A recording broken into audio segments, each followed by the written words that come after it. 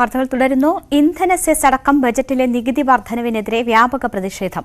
നിയമസഭയിൽ 4 UDF MLA-മാർ സത്യാഗ്രഹം തുടങ്ങി. ഷാഫി പറമ്പിൽ, CR മഹേഷ്, നജീബ് കാന്തപുരം, മാത്യു കുഴൽനാട് എന്നിവരാണ് സത്യാഗ്രഹം ആരംഭിച്ചത്.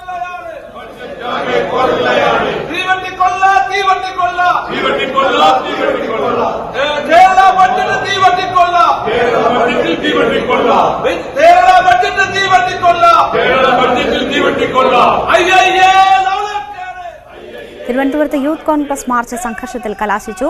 ബൈക്ക് കത്തിച്ചായിരുന്നു പ്രവർത്തകരുടെ പ്രതിഷേധം.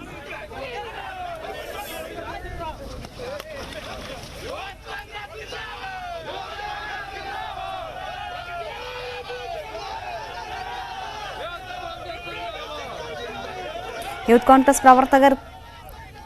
പ്രവർത്തകർക്ക് നേരെ പോലീസ് ജലപീരങ്കി പ്രയോഗിച്ചു. സംഘർഷത്തിൽ youth Congress general secretary Binu ചുള്ളിയിലിന് പരിക്കേറ്റു.